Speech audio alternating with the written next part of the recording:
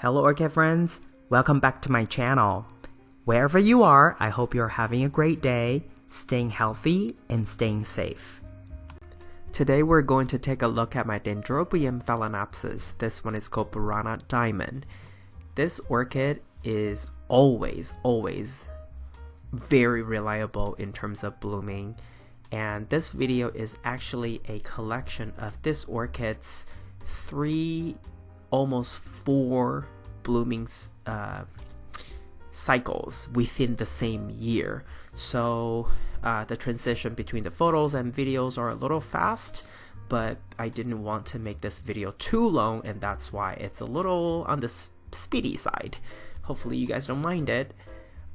This orchid is not fragrant. That's like the only downside. Otherwise, gosh, this orchid sometimes blooms, put out multiple spikes, so it's just a very festive good show when it blooms in multiple spikes. So there are two main type of Dendrobiums.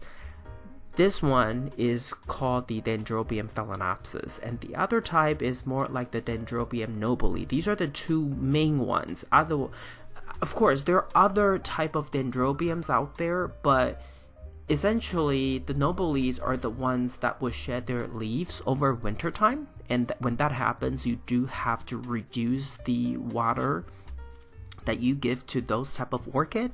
Sometimes even once a month, just give them some spritz.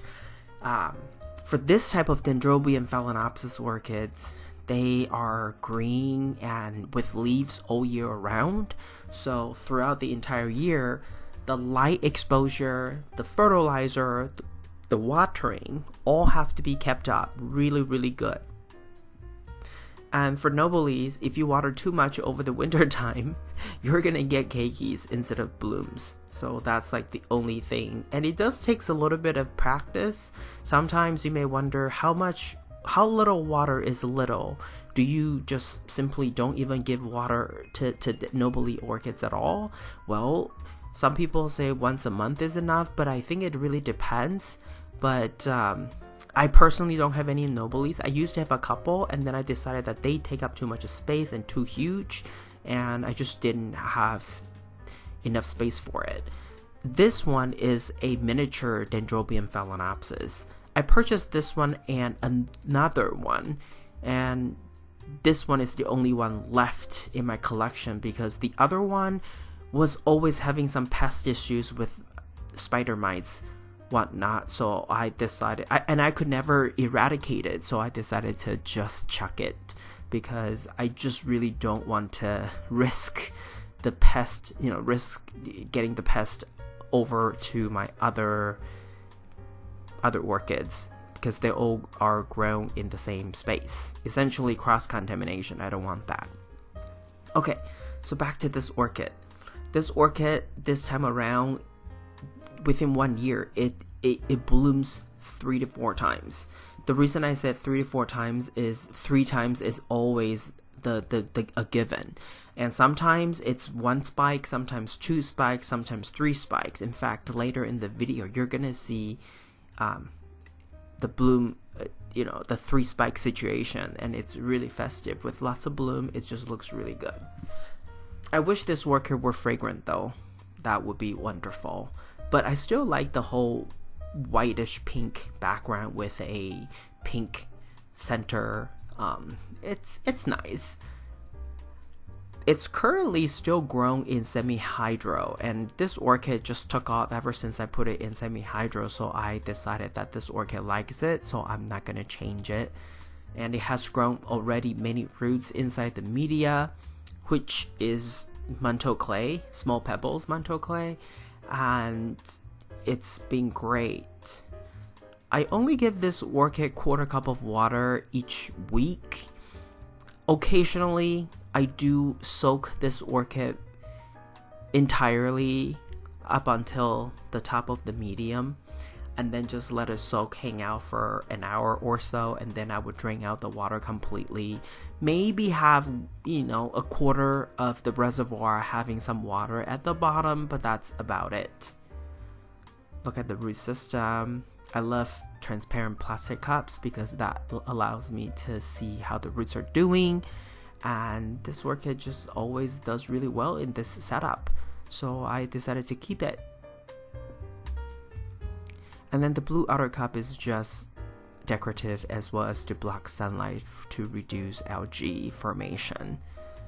And then coming up is another bloom cycle within the same year, and this time around it's also 2 spikes. Actually 3 spikes. There is one in the background there. This orchid is grown on a south-facing windowsill, so that way it's getting a lot of sunlight always. And then I just keep up with the watering and then the fertilizer. This one does have a couple slow release fertilizer granules thrown onto the, like the surface, the top of the medium.